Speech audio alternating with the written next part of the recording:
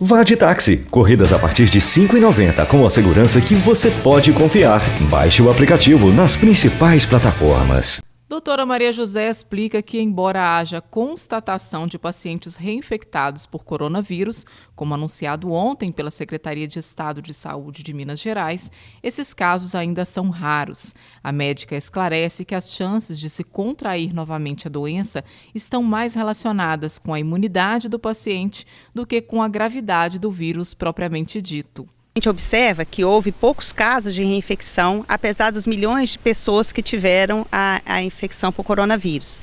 Isso significa, na verdade, na interpretação dos estudos, que a reinfecção tem muito mais a ver com a capacidade do indivíduo de produzir uma imunidade contra o vírus do que necessariamente da gravidade do vírus. Que se fosse o contrário, muitas pessoas que tiveram contato novamente com o vírus teriam reinfectado.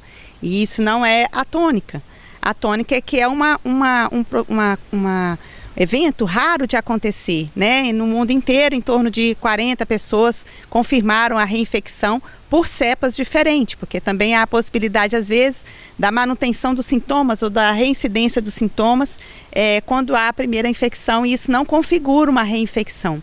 A médica destacou ainda que nem sempre um resultado positivo, isoladamente em paciente que já apresentou a doença, pode significar uma reinfecção pela Covid-19. É importante lembrar que quando as pessoas acham que elas pegaram novamente o coronavírus, porque tiveram, às vezes, um teste positivo isoladamente, os testes que a gente utiliza para detecção, seja para detecção de anticorpo, de antígeno ou da própria sequenciamento genético do vírus, não são 100%, existe uma margem de erro para falso positivo e falso negativo. Então, às vezes, a pessoa teve um teste positivo inicialmente, mas não necessariamente ela estava com o vírus. A sensibilidade e a especificidade dos testes é muito baixa. Então, para que seja caracterizada a reinfecção, é necessário que o paciente tenha novamente os sintomas específicos da infecção do vírus, tenha a detecção feita através do RT-PCR e o vírus seja sequencialmente genética diferente da primeira infecção, da prima infecção. Então, essa reinfecção pode acontecer, mas é raro de acontecer. Vencer a doença é a principal meta de quem tem contato com o vírus. No entanto, alguns pacientes, mesmo após curados, apresentam sequelas pós-Covid. Doutora Maria José explica que a resposta imunológica varia conforme cada organismo. A resposta imunológica de cada paciente ela é diferente. E naquele momento da infecção, há um desequilíbrio entre aquela virulência do vírus, que é muito alta, e a sua baixa imunidade momentânea, que permitiu que o vírus invadisse a célula e se replicasse. Mas essa resposta, o combate ao vírus, ele é diferente. Tem pessoas que vão apresentar sintomas muito exagerados e outros não vão apresentar sintoma praticamente nenhum.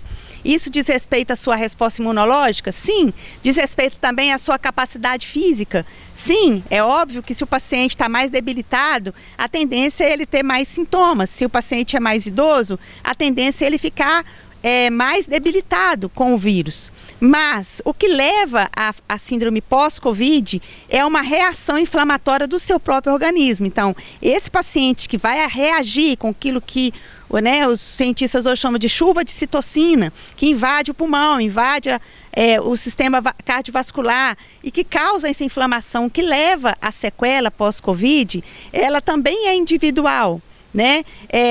E diferente daquilo que a gente imagina, às vezes a pessoa que tem baixa imunidade por algum motivo, ou porque usa um medicamento, ou porque tem alguma doença, ele vai ter menos sequela porque ele não tem uma resposta imunológica tão alta para reagir e criar uma reação inflamatória tão grave no organismo.